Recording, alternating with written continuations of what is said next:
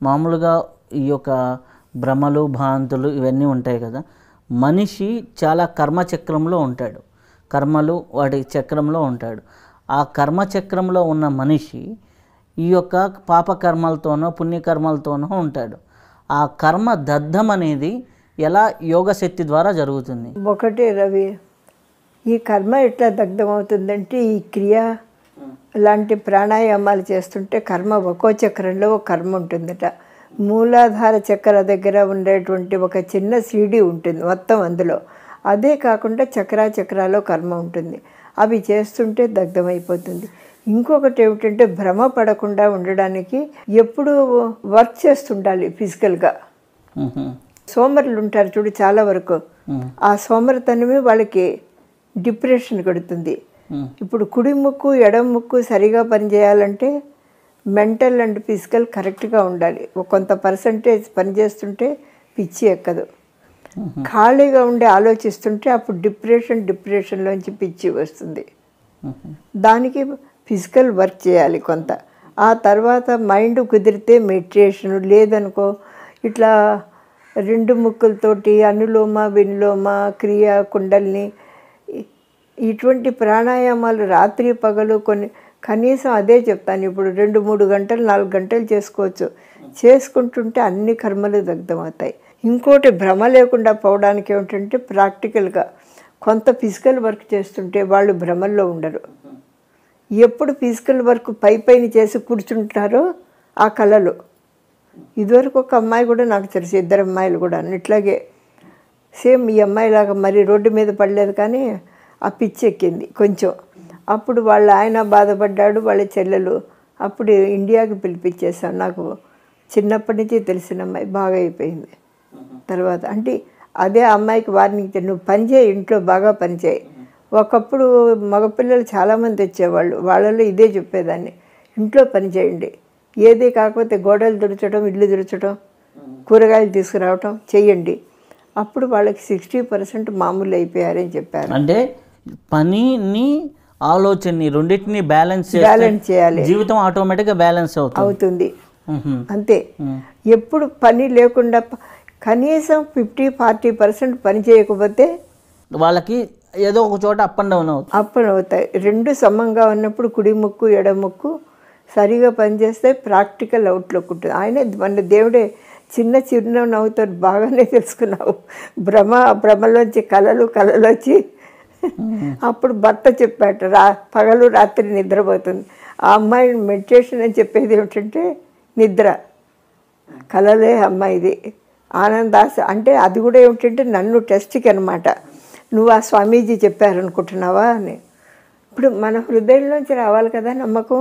నువ్వు ఏ స్వామీజీ కాదు, ఆ ఆశ్రమం కూడా సిన్సియర్ అని నేనే నమ్ముతున్నాను, అంతే. నేను నన్ను అది కాదు, ఏ స్వామీజీ కాదు, నేను నమ్మితే అట్లాగే చెప్తాను. అంటే ఆ అమ్మాయి వచ్చేసి మిస్గైడ్లోకి వెళ్ళిపోయింది, తెలియకుండానే మిస్గైడ్లోకి వెళ్ళిపోయింది. ఇంకా బాగా అయిపోతుంది ఇప్పుడు ఉన్నది. ఇంకా ఒకటి మీరు ఎక్కువ రెఫర్ చేసే బుక్ సైంటిఫికల్ అఫర్మేషన్ బాగా చెప్తుంటారు. సైంటిఫికల్ అఫర్మేషన్ అది అందులో చాలా రాశారు.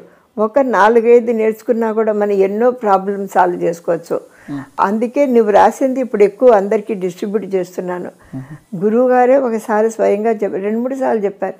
అంటే అది ఎక్కువ ఎవరు యూజ్ చేయరు అనుకుని అట్లా యూజ్ చేసే వాళ్ళకి ఇవ్వు అంటే ఒకటే వర్డ్ చెప్తారు. అప్పుడు నువ్వు మా 3వ వాడికి కూడా ఆ పుస్తకం అట్టుపెట్టి ఇవ్వు అంటే అది యూజ్ చేయమని. అట్లా కొద్దిమంది టాలెంట్ ఇవ్వు అని ఇండైరెక్ట్గా చెప్పడం అనమాట. అప్పుడు మనమే సాల్వ్ చేసుకుంటాం ఎన్నో. అది యోగానంద పరమహంస గారు అది తెలియకుండా PDF రావటం, ఇప్పుడు ఇన్ని కాపీలు చేయించడం. నేను అదే చెప్పాను, నువ్వు తెలియకుండానే నువ్వు అది ఫాలో అయ్యావు, నీ చేత ఇన్ని రావటం అప్పుడే. అంతకుముందే చెప్పారు. నేను కూడా ఇదివరకు చెప్పేదాన్ని కాదు, ఎందుకంటే అందరూ అందులో ఉన్నారు. నేను చెప్పేది ఏమిటి, చెప్పేవి చెప్తాను. అప్పటి నుంచి నేను ఈ కొత్త వాళ్ళకి అందరికీ చెప్తున్నాను ఖచ్చితంగానే. ఇది ప్రేక్షకుల కోసం చెప్తున్నామండి. ఇది యోగానంద పరమహంస గారు రచించినటువంటి సైంటిఫికల్ హీలింగ్ అనే బుక్. మనకి నెట్లో చూస్తే మీకు ఓన్ PDF దొరుకుతుంది. కేవలం 30 నుంచి 35 పేజీలు 35 పేజీలు ఎంతో ఉంటుంది బుక్.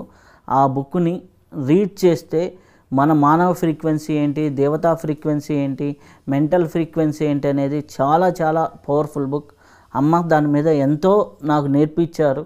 ఆ నేర్పించడం వల్ల అప్లై చేస్తుంటే చాలా విషయాలు అవి అవుతున్నాయి. కాబట్టి ఎవరైనా అది నెట్లో ఫ్రీగా ఉంది, అది తీసుకొని చదవచ్చు. అది వందల మంది హీల్ చేశాను. అందులో ఏమిటి కొన్నే చదివాను. 2 కొత్త మెడికల్ ప్రాబ్లం నేను ఇది ఎట్లా అని అనుకునే లోపు ఆ గురువు గారు ఇచ్చిన దాంట్లోంచి ఒక 10 వచ్చేసాయి గాలిలోంచి. ఒకటి తీసేటప్పుడు వందల మందికి. తర్వాత మానేశాను. ఎందుకంటే వాళ్ళకి ఇట్లా చేయడంలో నా కర్మలు వస్తాయి, అందుకని అవి తగ్గించేస్తాను. అట్లా ఆ చిన్న దాంట్లో ఇది ఎట్లా అనుకునేలోపు అందులోంచి వచ్చేవి ఇట్లా బ్రాంచెస్ లాగా. అది యూజ్ చేయడం అయిపోవటం అట్లా వందల మందికి. అలాగే హోలీ సైన్స్ ఇంపార్టెన్స్ ఏంటి? అవును, అది నీకే తెలుసు. రాబోయేటువంటి దీని గురించి వీరబ్రహ్మేంద్ర స్వామి లాగా చిన్నగా ప్రిడిక్ట్ చేశారు. చదివాను అది. రాబోయే యుగం ఎట్లా ఉంటుంది అవన్నీ ప్రిడిక్షన్స్. ఈ మధ్య ఆ రోజు కూడా అవే వినిపించినాయి. హోలీ సైన్స్ ఇది ఇంపార్టెంట్, అందరికీ చదవమని చెప్పు.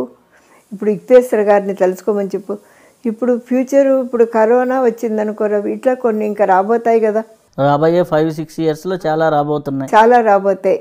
అందుకని ఇటువంటి మహాత్ములు చెప్పేది మనం తెలుసుకుని ఆచరించడంలో ఆ హోలీ సైన్స్ ద్వారా మనం ప్రొటెక్ట్ కాబడతాం. అందుకే ఎప్పుడు లేనిది ఆ రోజే నాకు అన్కాన్షియస్. అది కాక అంతకుముందు నుంచి ఎందుకో ఆయన ఫోటో అక్కడ పెట్టుకునేదాన్ని నేను రోజు.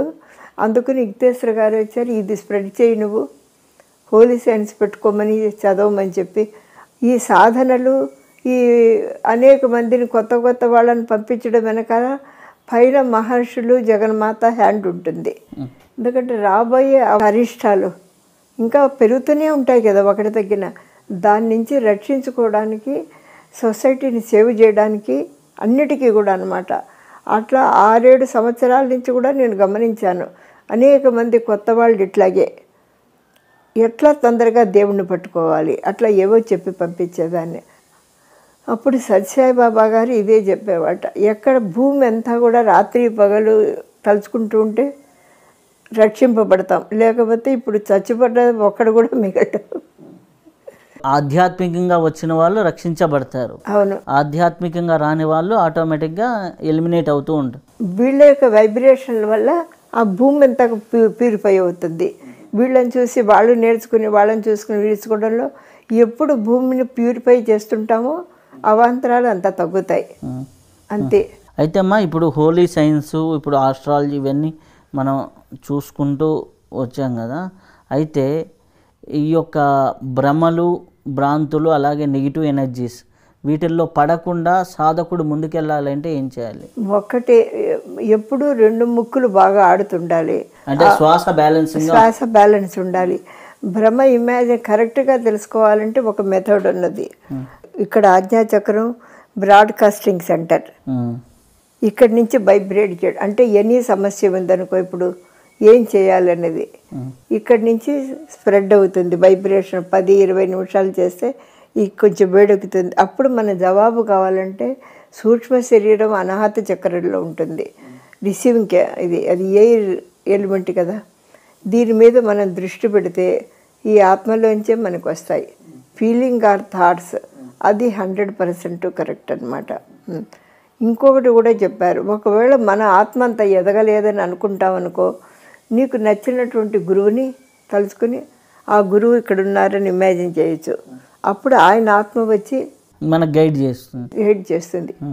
యోగానంద గురువు గారు అక్కడ చెప్పేవాళ్ళట. అది నేను ఆయన టెక్నిక్లో చదవలేదు, కానీ ఆ క్రియానంద ఆయన వ్రాసారు, చదివాను.